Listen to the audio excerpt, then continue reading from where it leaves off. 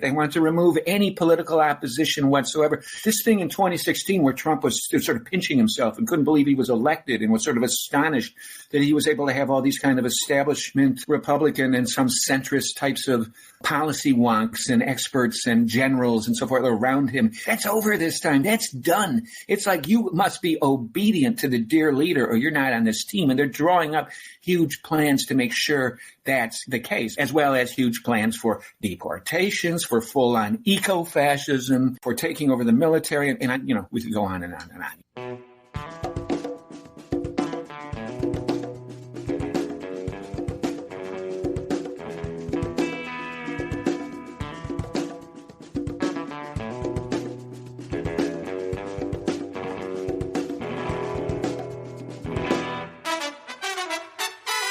Welcome to episode 189 of the Refuse Fascism podcast, a podcast brought to you by volunteers with Refuse Fascism. I'm Sam Goldman, one of those volunteers and host of the show. Refuse Fascism exposes, analyzes, and stands against the very real danger and threat of fascism coming to power in the United States. I've been battling a sinus infection for most of this week, so we're going to go straight to sharing an interview that I did yesterday with Paul Street. But before we do that, I want to take a second to thank our patrons and sustainers who make this show possible. If you aren't one yet and want to help us increase the reach of this resource, join our Patreon community today.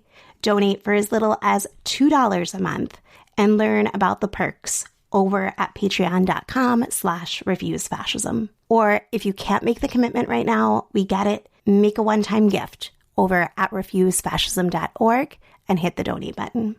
In what we could be referring to as a recurring segment entitled No Saviors But Ourselves, or Why the Institutions Still Won't Save Us, I am delighted to bring my friend, your friend, Paul Street, back on. Paul is no stranger to regular listeners of the pod. He is a historian, author, frequent guest of the show, and fellow Refuse Fascism editorial board member. He's got a Substack that we hope you are subscribed to already, the Paul Street Report. Hey, Paul, how's it going? It's going all right. It's good. Let's jump into it with what right now about the fascist threat is sticking out to you right now. What does your mind keep going back to? What do you think people should be paying attention to that they might not be? Well, of course, I don't know entirely what everyone is paying attention to, but, it's the full Hitler tilt of Trump's rhetoric.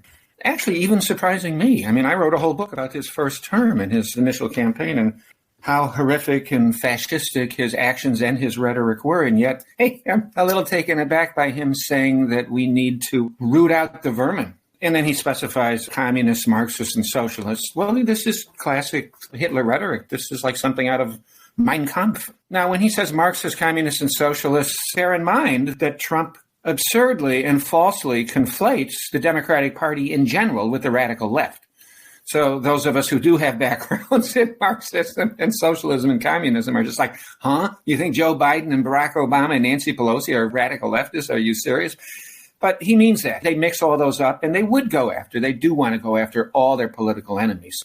When he says we're going to root out the Marxist vermin, he really does mean he wants to have retaliation against, retribution against, and defeat all of his political opponents. But pay attention to the specification of radicals, too. That's a big deal. I take that kind of personally. There's that rhetoric. The other really bold, just flat-out Hitlerian thing I've heard Trump say recently is that immigrants, and let's be very clear, he does specify non-white immigrants. Non-white immigrants are poisoning the blood of our country.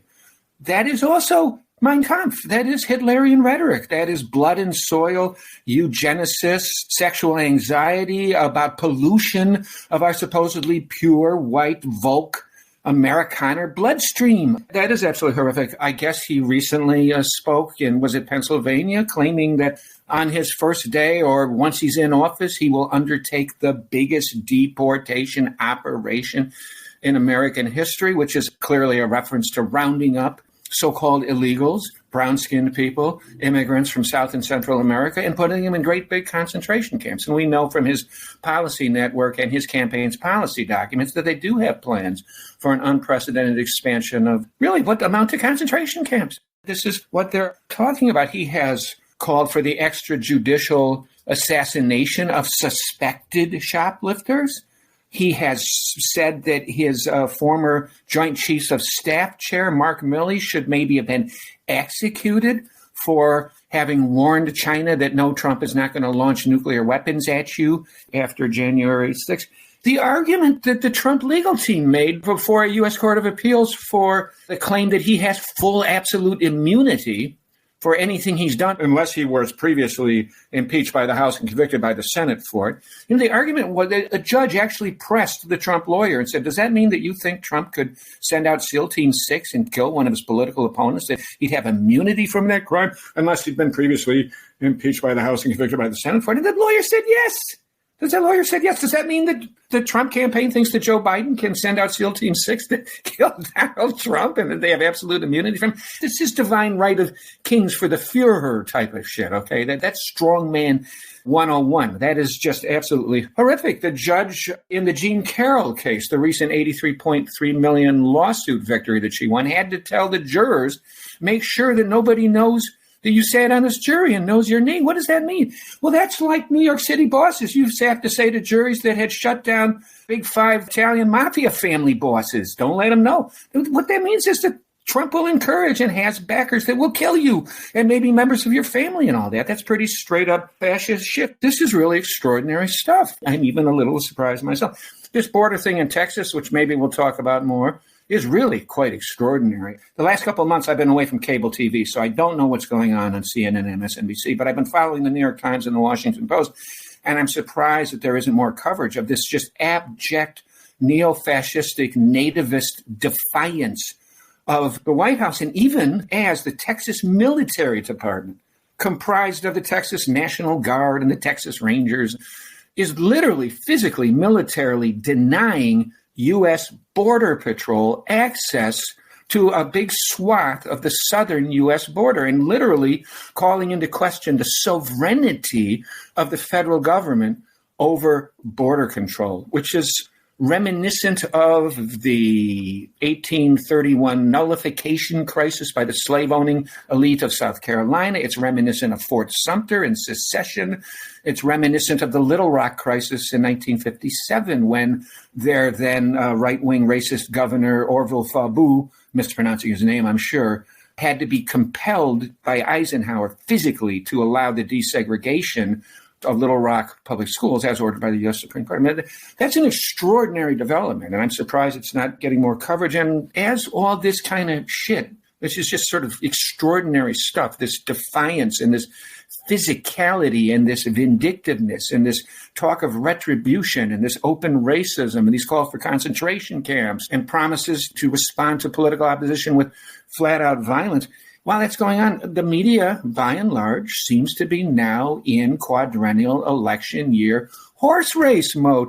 Candidates centered with the smiley faces on PBS coming in and talking about the polls and the data here and there. And it's like, wait a minute, one of these candidates is a flat-out freaking neo-Nazi. He had a whole fascistic presidency. He tried to overthrow previously normative bourgeois electoral, parliamentary, and rule of law democracy. And now he's back again. And this poll says this, and that poll says that, and it might go this way, and it might go that way. Sure, you're going to get some very smart, progressive, and liberal scholars of fascism like Ruth Ben-Ghiat and Jason Stanley and some other people that you've interviewed and that are friends of the show and have refused fascism will probably come on MSNBC. Maybe they'll come on Joy Reid. Maybe they'll come on Chris Hayes. And even then, they never really kind of sit with it and get deeply into exactly what fascism means and how it could happen here and how it's rooted in our underlying history and social institutions and all of it. The overall trend is towards a horse race. That's very chilling.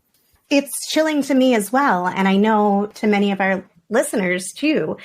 I've just been thinking a lot about how open and clear the fascism is. And you alluded to a lot of that in what you were talking about.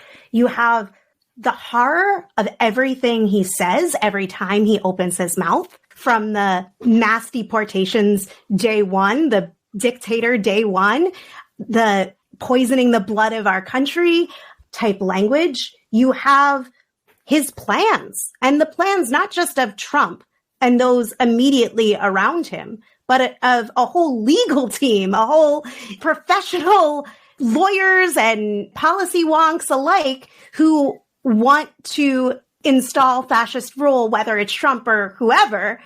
They have a blueprint for fascist consolidation that is not secret at all. You can go on, you can read it. This isn't hidden.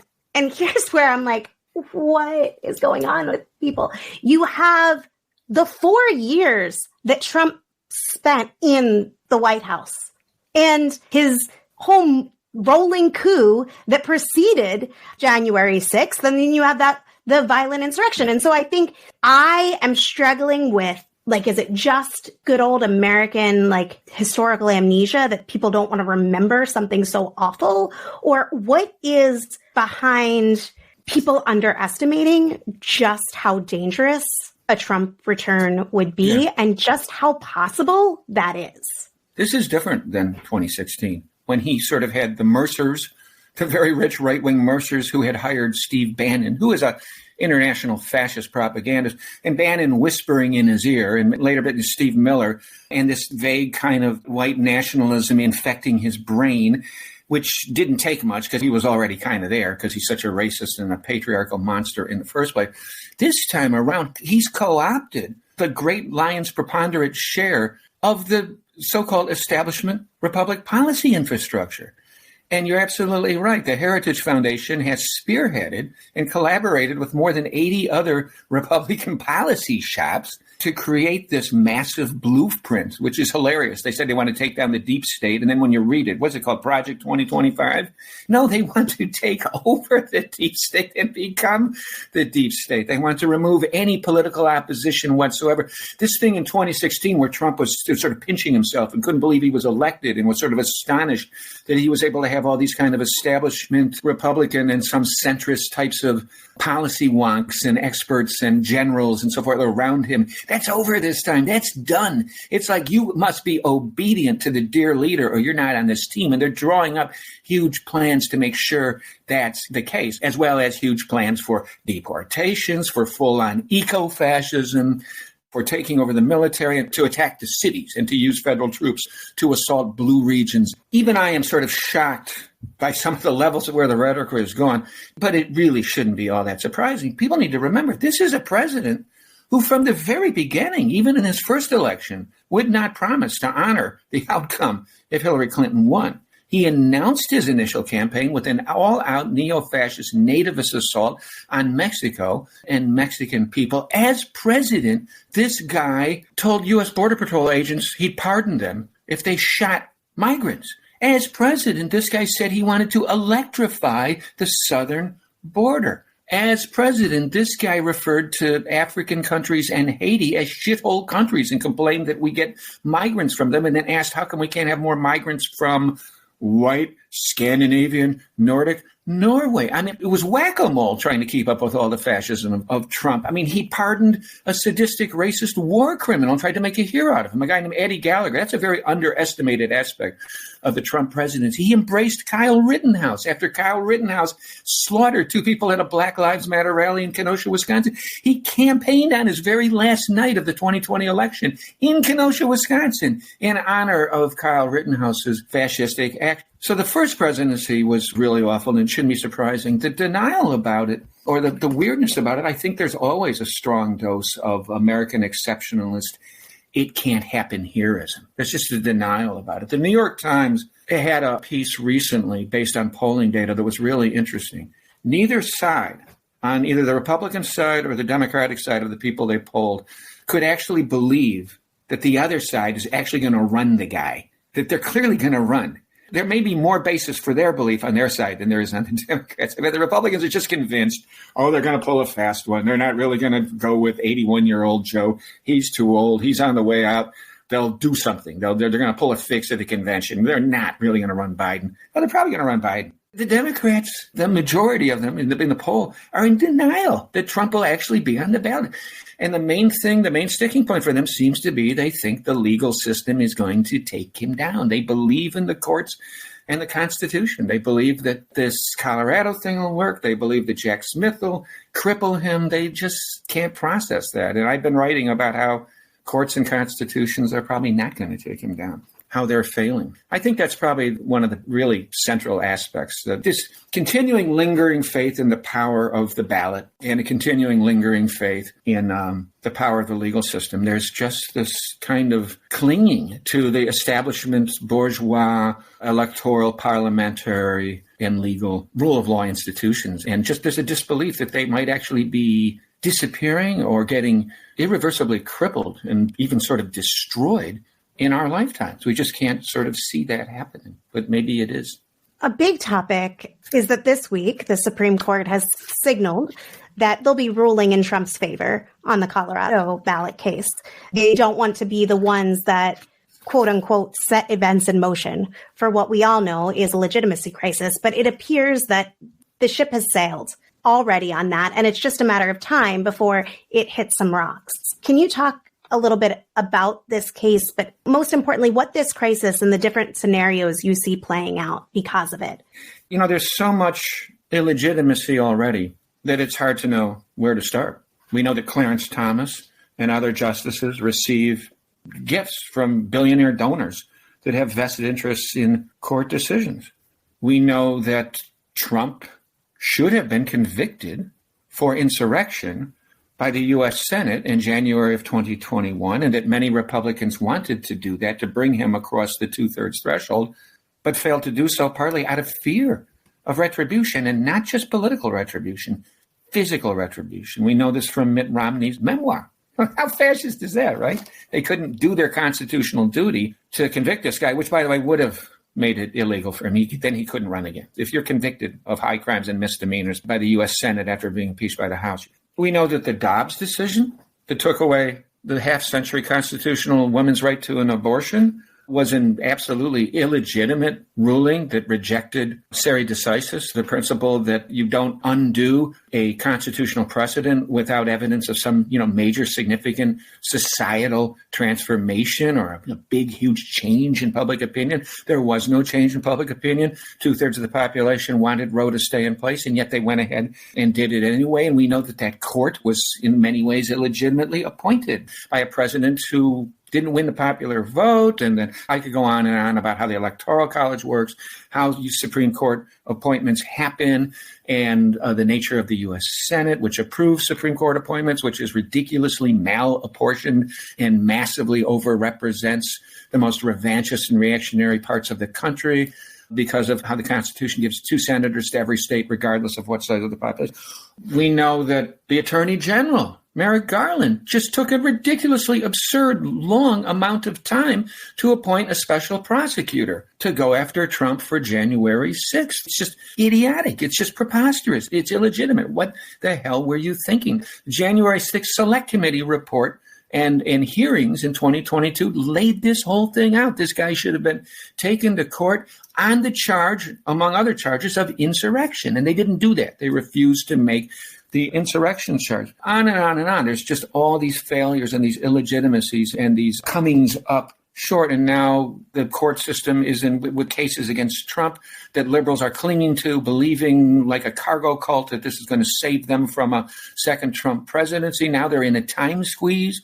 And it seems entirely possible that there won't be verdicts until after Trump gets reelected, whereupon he rapidly ends the investigations, ends the cases, and nullifies the state cases against him with ease. He'll have no problem doing that. Liberals tell me, well, he can't stop the state cases. Of course he can. He absolutely can. He doesn't have to honor them. And one of the big things people have been clinging to is this Colorado case. We're going to keep him off the ballot at the state level on 14th Amendment grounds. And at one level, the case seems to have a lot of merit. The 14th Amendment is clear. If you have participated in a insurrection, and I'm sorry, anyone reads this January 6th Select Committee report, you just read its executive summary, shows it was an insurrection, a many-sided rolling coup that turned it into an out-and-out physical assault on the U.S. Capitol meant to block the certification of Joe Biden as president and to create a state of emergency and martial law into which Trump would have dreamed and his team dreamed that he'd be able to send in the military, seize voting machines, and rehold the election. It was an attempted coup d'etat with mass participation. Trump wanted 3%ers and Oath Keepers and Proud Boys to be able to carry AR-15s into a physical assault. Take down the metal detectors, he said. Let them in. They don't want to hurt me. They want to shoot Nancy Pelosi. They want to shoot Mike Pence. So it was an insurrection. The Colorado case seems to make sense. The 14th Amendment, passed after the Civil War, says you can't hold public office again after participating in an insurrection. And it was an insurrection. Now, the arguments back against him from this right-wing Supreme Court against Colorado, trying to ban Trump, really seem disingenuous, stupid, and transparently on Trump's side against common sense, against basic legal common sense, right? I will chime in, Paul, just to say that I'm not going to make predictions, but there are a lot of legal scholars who have warned people to not be surprised that it is likely to be a 9-0 decision. Oh, really? Yeah. So the liberals on board. And if you listen to the questions, and why I'm saying that is it wasn't just the usual suspects. It wasn't just Thomas and Alito and Kavanaugh and gang that were seeming like maybe this officer's point kind of had a good idea. Maybe we don't want states to be able to individually be carrying out the 14th Amendment.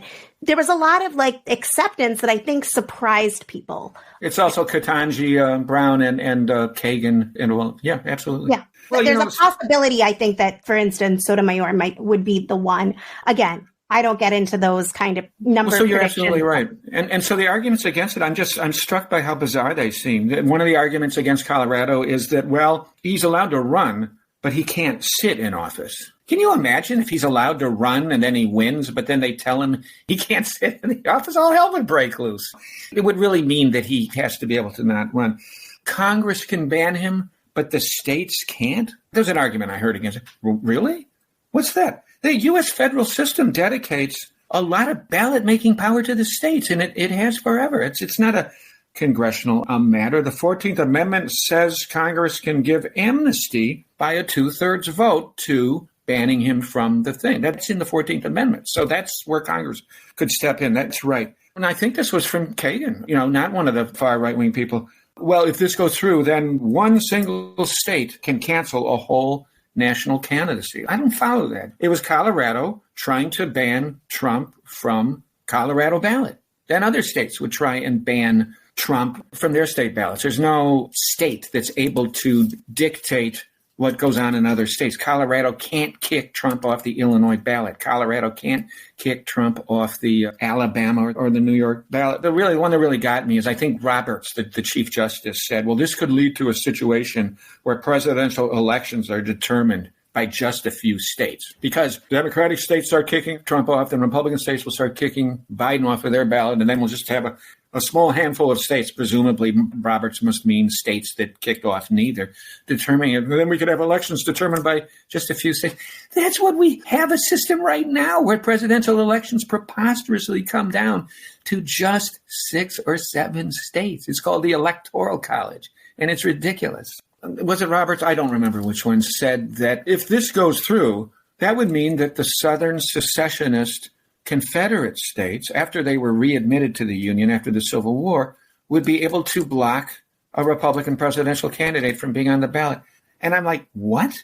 No, it doesn't. Not unless they could show that that candidate had engaged in an insurrection, as is banned under the 14th Amendment. It's just not true. And when you see this kind of coming together of these kind of dubious, illogical kinds of arguments, it really makes you think that they're just politically, illegitimately reaching to shoot this down. And by the way, that's what many of us predicted. You really think this largely Trump-appointed court was going to keep Donald Trump off the presidential ballot? Are you serious?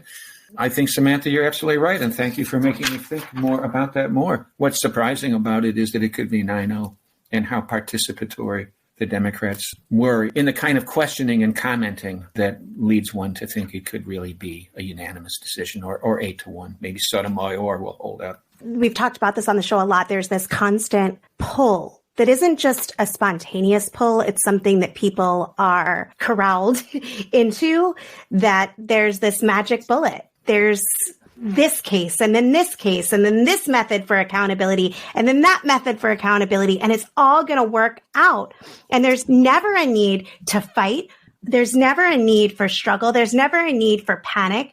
We've got this. There's a grand plan here and we're going to be all good. Sometimes you're just looking at a pile of shit and being told that it's a pile of gold. It's frightening how long this has played out, where people are celebrating something that can only be described as an absolute loss in the immediate aftermath of people coming to see, oh, he is going to stay on the ballot. But we'll still have the other DC case about the immunity. We still have that case, and we still have this other case, and it's going to work out. Then it will be the election. That will be the real accountability. It's all been pushed smack dab back into the middle of the election season, and the polling data looks terrible for Biden, and it's distinctly possible that he'll get in and be able to cancel all of this and then nullify the state cases against him. And of course, he's got a legal defense team. I'm so tired of liberals calling the Trumpies and the Trump team stupid. I mean, they're playing the game the best way they can, and he's got a shit ton of money diverted from his political campaigns going over to pay for his legal campaign. And I don't even know if that's legal. An expert on campaign finance law can tell us about that. The game is delay. This was always his game. This was his game in the private sector. He's carrying it over into the public sector. This belief in this magical fix out there somewhere. It's like I saw a New York Times report recently on how they're going to build giant sunscreens in outer space to block the sun. And so we don't really have to worry about reducing carbon emissions. We can just kind of wait for Dr. Science to fix that one. Exactly.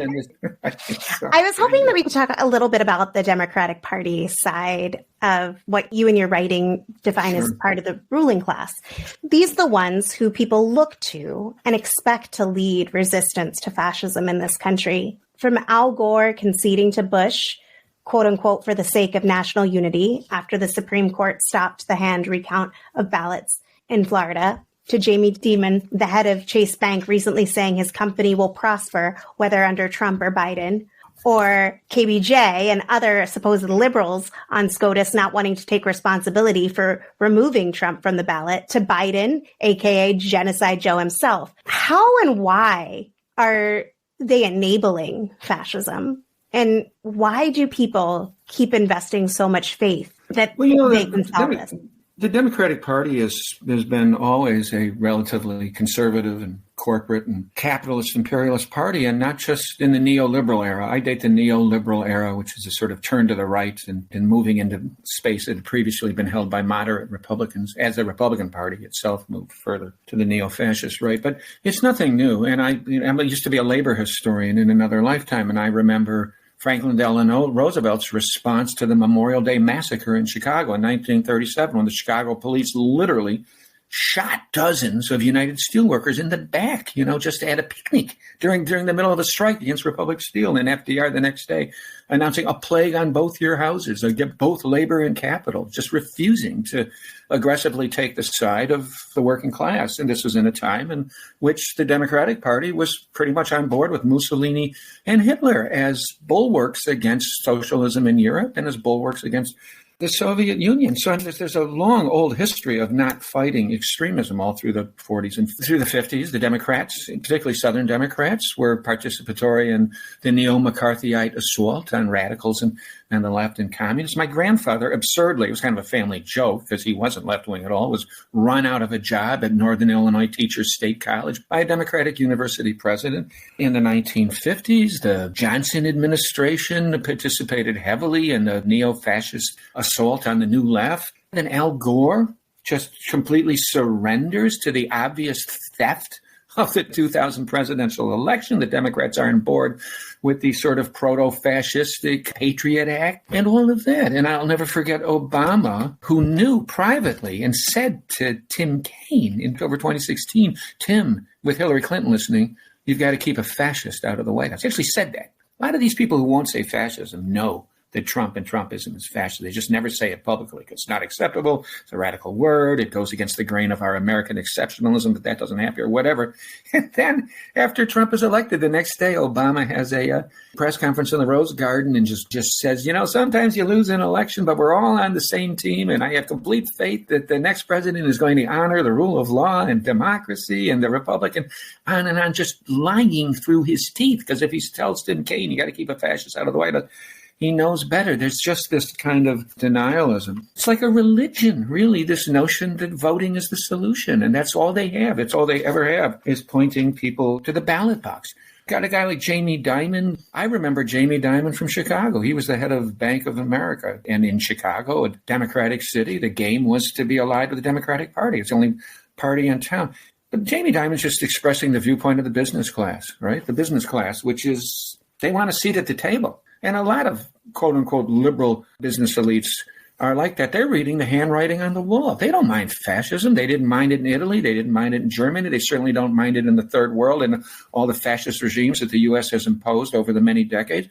And it's gotten to the point now where it looks like Biden might be a loser. His memory is being exposed as really bad. His numbers are really awful. He's going to lose youth and black population. His embrace of the assault on Gaza is damaging him terribly. He was already in Jimmy Carter polling data territory, and it looks like it could be Trump. And so Jamie Dimon's like, he goes to Davos and he says, look, and a lot of the business class feels this way. They might pretend to be liberal. We're going to get more deregulation. We're going to get tax reductions. If they call Trump for what he is and they call him a new Mussolini, a new Hitler, and they say the F word, they'll be denied access to the table. These guys have showed, DeSantis has showed in Florida, they're ready to discipline the business class. They're ready to deny them access. They're ready to attack them. Okay, the Republic fascists are ready to cause grief for business elites who don't play ball with them. And Jamie Dimon and other quote-unquote liberals like him don't want to mess with that. They don't want to get in that kind of trouble. So do they think that Trump is the guy they can beat? They believe that. And I think they don't realize how unusual Biden's victory was. Those of them who think Biden can win, I don't know that they're processing, liberal elites that is, I don't know if they're processing how distinctive this really bad politician, Joe Biden, a terrible record in his previous runs for the presidency. How lucky Joe Biden was in 2020. I don't think Joe Biden wins without the conjunctural accidental factor of COVID-19, and maybe also without the remarkable George Floyd incident and the rebellion it sparked. Trump probably would have got himself a second term in 2020, but for those chance occurrences. Just to clarify again, to make sure that I'm understanding what your analysis is, you talked about a little bit about how, but if we were to look at why the Democrats are enabling Trump and fascism, that's connected to the fact that they think that they can beat him, or does it go beyond that? They have no interest in mobilizing people beyond anything except the quadrennial, I guess the biennial electoral processes. They don't want to spark the type of energy that would be involved in contributing to a mass movement, direct actionist politics beyond the ballot box, because then that has the possibility to become something else and become more radical, something that could question the privileges, I think, of the whole system. So they cling religiously. It's a doctrine to them that politics amounts to people going into ballot boxes, the coffins of class consciousness, and making little marks next to the name of candidates. Even if that destroys their possibility to ever hold power again. The question isn't how to save the Democrats. And just to be clear, I want to say the Democratic Party, not people who see themselves as Democrats. There's a distinction there. But I just do think it's worth thinking about, because at every step of the way where there was a possibility to in any way dampen or stifle the movement, short of stopping the fascist movement, any way to like curb it just a little bit, the Democratic Party almost always has been like, no, we're not going to do that.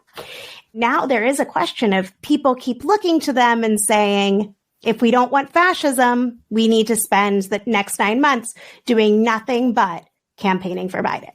Look at Biden. I mean, he could have responded to the Dobbs decision by immediately, or could have held a press conference and said, look, this is an illegitimate decision. I don't accept it. It's a Christian fascist. Well, he wouldn't say that, but it's a far right-wing decision that is out of step with popular opinion. And I'm hereby issuing an executive order mandating the free, legal, and safe abortion in all 50 states on federal properties. Had full power to do that. And free delivery through the postal services of abortion medications, mifepristone and so forth. There are any number of kinds of steps. They would rather hand power over to the right-wing party than mobilize the masses of people. You spoke some about this truly 5-alarm fire moment situation that's happening with Abbott versus the Biden administration. And it's not just Abbott. It's every GOP governor with maybe the exception of one, I think. The fascists in Texas are ramping up their confrontation against the federal government, and the fascists in the legislature are running Biden's immigration plan into the ground for supposedly being not cruel enough. These are both having immediate impacts, but that's not the end goal in terms of my understanding. And I was just wondering how you see things playing out in relation to the fascist campaign to take back the White House and beyond, and if there were any developments in the past week or so that you wanted to make sure that people were aware of. 25 governors on board. 12 of them went down there in the midst of the crisis, including my own governor, Kim Reynolds. A bunch of them are sending their own National Guard troops there. That's kind of an interesting issue. I wonder if the taxpayers of those states, how they feel about millions of dollars being sent, spending their own National Guard, and I think in some cases their own state highway troops. And so it's just insane. Ron DeSantis, who is known in liberal circles in Florida as Ron DeFascist, has his own personal taxpayer-funded Florida State Guard, which is, for all intents and purposes, a quasi-military, paramilitary, a fascist agency. He's sending his Florida fascist guard there. I mean, in this, I think it's also Oklahoma and Utah and a few other states as well, as you were saying.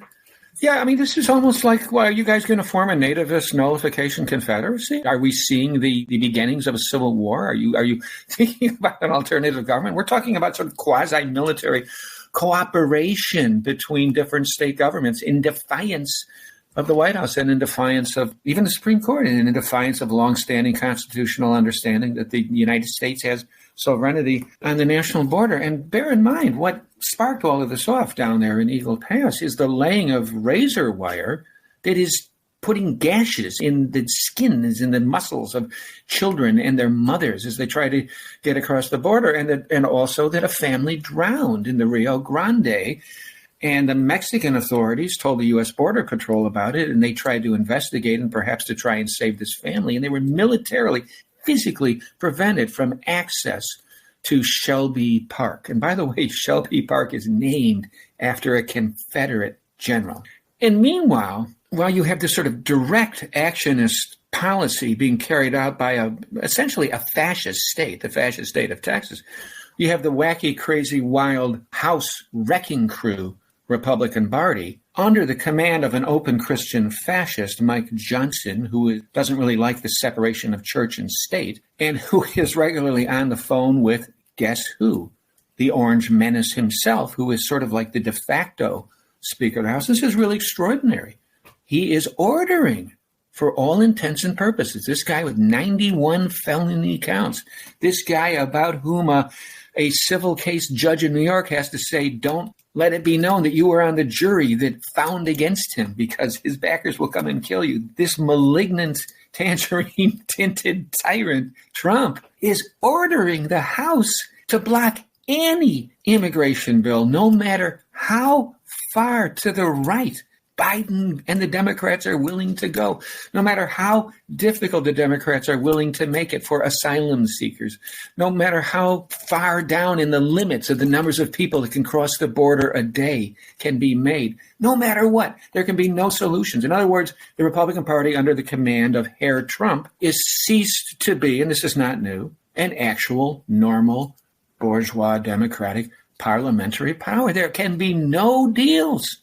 Biden cannot live his bipartisan ambition. He cannot be permitted to have his name signed to anything that looks like an end to this crisis. This is a kind of, when you think about it, fascistic approach to policy on the border. They are determined to beat Biden over the head with the border, which is a perfect match. This is a key aspect in Jason Stanley's laydown of the elements of fascist political thought, obsession with the border, which is also a racial obsession in this case, and it's also kind of a psychosexual obsession about the mixing of blood. It's a perfect match with Trump saying immigrants are poisoning our blood. These diseased, drug-dealing, criminal, inferior people are not going to cross this border. We're going to let them drown in the Rio Grande. We're going to carve up their kids in concertina wire. And of course, why not? That's where this party has gone. It's a fascist party now. And of course, nobody of either party can talk about the real issue, which is imperialism and how America historically stole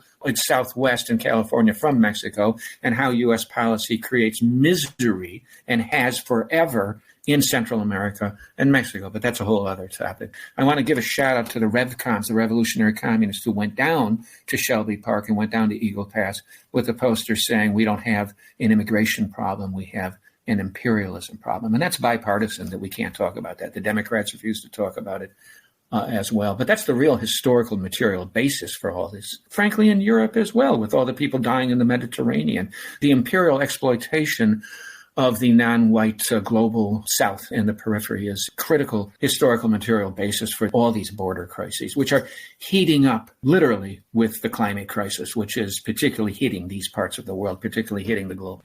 Just to loop back to one point, how do you see this connected, or is it connected with the return to power, or is it just to impede Biden from carrying forward his already anti-asylum, anti-immigrant policies? Both. Yeah, they want to impede him having any perceived victories, anything that he can campaign on, anything that he can claim he brought into this crisis. A lot of Trumpists fantasize that they'll end the Biden presidency even before the election. They've been talking of civil war for some time. Maybe they want to make this into a crisis that could even precede the 2024 presidential election. But I don't doubt that those kinds of fantasies and agendas exist on certain parts of the right, maybe including some folks in the Republican Party itself, certainly in state-level Republican parties, and the insanity that goes on in the Iowa state legislature and among the Texas state Republicans is just mind-boggling. You've got QAnoners in there. You've got conspiratorialists in there. You've got anti-vaxxers in there.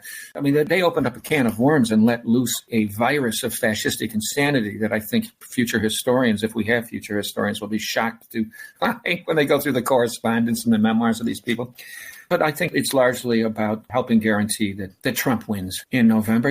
Trump could very well just win flat out. He could win with the way things are going right now, not have to steal it. Let's put it that way. We'll never know, because there's going to be a shit ton of physical coercion, and there's going to be all kinds of crap going on in local precincts, and there's going to be terrorism, and there's going to be militia, all kinds of madness on Election Day. If not before. Is there anything that we didn't discuss that you've been writing about, thinking about, that you want to share with others? Just please do take a look at my Substack. I'm regularly commenting on current events. My most recent one is a takedown of this notion that the courts and the Constitution are going to save it. And by the way, I got into the special counsel report that just came out on Biden and his classified documents problem. That was an interesting thing to research, because that didn't work out very well for Joe. It's early. There's a lot of shit that could happen between now and November. I'm not a very good election prognosticator, but it's not looking good right now for the Democratic candidate. And I really think it's long past time for people to get really fucking serious about the distinct possibility of a second Trump presidency and how we're going to respond to it, whether we're going to question the legitimacy of it. I think there's a distinct possibility that he could lose again the popular vote and win the Electoral College. What's the point at which we say we don't accept that anymore? That's just ridiculous. We need to reconstitute our socio-political order when that kind of shit can happen. It's happened, 5 times? No more of this bullshit, where millions of tallies just disappear into insignificance because they took place in states that were already red or blue, and it all comes down to 6 or 7 states. That's preposterous. We can't have that. We need a different constitution, perhaps. Certainly need a whole different electoral system. We need to reconstruct this whole regime. We can't have the U.S. Senate with 2 representatives, regardless of the size of the state. That's ridiculous. Gerrymandering is just utterly preposterous. So we need to draft alternative systems. We need to look into that. This one has birthed a fascist nightmare, and we got a problem on our hands. I want to thank you, Paul, for taking the time to chat with us and share your expertise and perspectives. And we will, of course, be linking in the show notes to your Substack. Nice talking to you, Sam.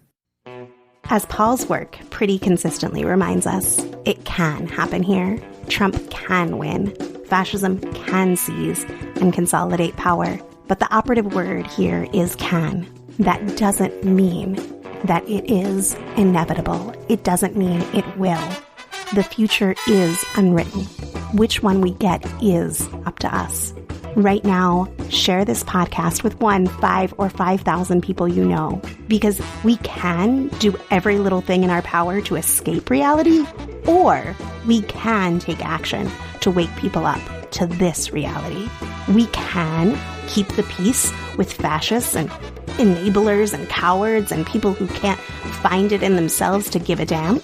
Or we can build up strong communities among people who share our values, who together recognize the threat of 21st century fascism, who encourage each other to take action to change the course of history. It's up to all of us. Thanks for listening to Refuse Fascism. If you appreciate the show and want to help us reach more listeners to understand and act to stop the fascist threat, please become a patron.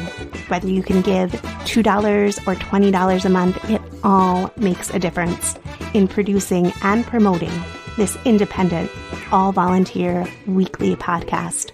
Give today at patreon.com/refusefascism or by visiting refusefascism.org and hitting the donate button, selecting recurring donation to make it monthly. Thank you for your support. We love hearing from you. Connect with us on social media. You can find us at Refuse Fascism on pretty much every platform. Threads, Mastodon, Blue Sky, Instagram, of course, X. Or you can leave us a voicemail. See the show notes for the link. We'd love to hear your voice. Reach me at the site previously known as Twitter at Sam B. Goldman. Or if you want to drop me a line, you can do so at Samantha Goldman at refusefascism.org. And I have a TikTok. Still haven't figured it out. So join me, help me on that journey over at Sam Goldman RF. Thanks as always to the wonderful Richie Marini, Lena Thorne, and Mark Tinkelman, who produce this show and produced this episode. Thanks to incredible volunteers, we have transcripts available for each show, so be sure to visit refusefascism.org and sign up to get them in your inbox. Until next Sunday, in the name of humanity, we refuse to accept a fascist America.